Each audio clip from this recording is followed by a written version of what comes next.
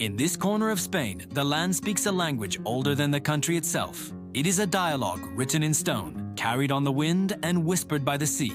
Here, where Europe meets the vast, unending Atlantic, is a city born of granite and water, A Coruña. You feel it the moment you arrive. The air is thick with salt, a constant companion that shapes the stone and the soul. Waves, relentless and ancient, crash against the promenade, a symphony of power and persistence. The wind never truly sleeps here. It moves through the narrow streets, sweeping over the glazed balconies that give this place its name, the Crystal City. Stand before the Tower of Hercules, the oldest lighthouse still in use, and you stand at the edge of the known world. For centuries, its light has cut through the darkness, a solitary guardian against the furies of the ocean.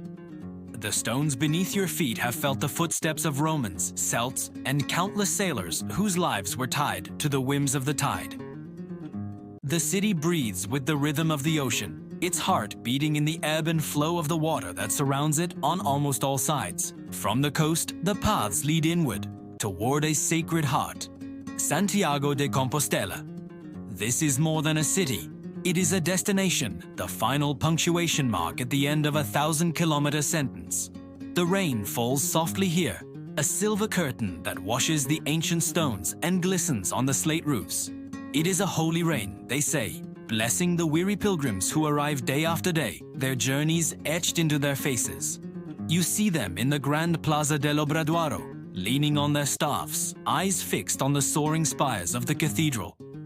They come from every corner of the earth, carrying stories, burdens, and hopes.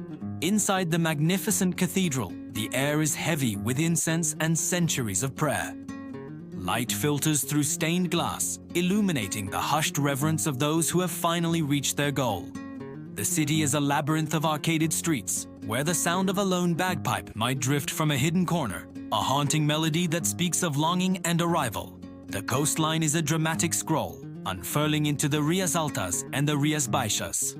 These are not mere inlets, they are fingers of the Atlantic reaching deep into the land, creating a world where the sea and the earth are inseparable. In the misty mornings of the rías altas, the cliffs stand like silent giants, their faces carved by millennia of wind and water. The sea is wilder here, a churning expanse of gray and blue. Further south, the rías baixas offer a gentler embrace. Here, the water is calmer, the hills greener.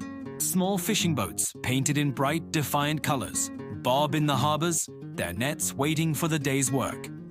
The fog rolls in without warning, swallowing the landscape in a soft white silence, blurring the line between the water and the sky.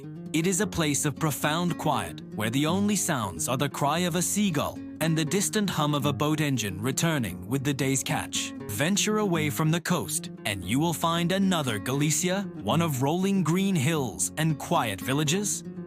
The countryside is a tapestry of every shade of green imaginable, stitched together by narrow, winding roads that disappear into the folds of the land. Stone houses with slate roofs cluster together, their chimneys breathing thin trails of wood smoke into the cool air.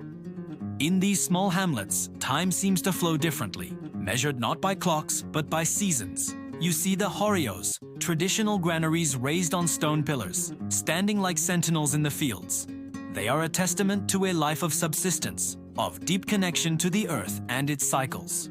Life is simple, unhurried, and rooted in the soil. The landscape is dotted with ancient Celtic forts and stone crosses, reminders of a past that is not just remembered, but still felt, still alive in the very ground beneath your feet. Deep within this green heart lies a secret, sacred place, the Ribeira Sacra. Here, the rivers Sil and Minho have carved breathtaking canyons into the earth, their steep slopes covered in terraced vineyards. This is heroic viticulture, a tradition passed down from the Roman era and perfected by monks in the Middle Ages. The vines cling to the precipitous hillsides, a testament to human determination and a love for the wine they produce. Hidden within the dense forests of chestnut and oak are ancient monasteries, their stone walls echoing with centuries of contemplative silence. To walk these paths is to step back in time, to feel the profound peace of a place sheltered from the noise of the modern world. The river flows slowly below, its surface a dark mirror reflecting the sky and the endless green, a silent witness to the enduring spirit of this sacred riverbank. Life along the coast is a constant negotiation with the Atlantic. The fishermen who set out before dawn know its moods, its generosity, and its fury. Their faces are maps of the sea, etched by sun and salt. Lighthouses stand as lonely sentinels along the jagged shore, their beams a promise of safe passage through treacherous waters. Seagulls circle overhead, their calls a familiar part of the coastal soundtrack. Storms roll in from the west, dramatic and powerful, turning the sky into a canvas of dark, brooding colors. And then, the calm returns. The sun sets over the ocean, painting the horizon in hues of orange, pink, and gold. It is a daily spectacle of breathtaking beauty, a moment of grace that makes you forget the world beyond this horizon. To watch the sun sink into the Atlantic from this final edge of the continent is to feel a deep, quiet sense of belonging to something vast and eternal. This land has a flavor, a taste that comes directly from its soil and its sea. It is the taste of fresh seafood, pulled from the cold Atlantic waters just hours before it reaches your plate. It is the crisp, mineral tang of Albarino wine, a perfect expression of the granite soil and the coastal climate. It is a culture that feels older than Spain, with roots that run deep into a Celtic past.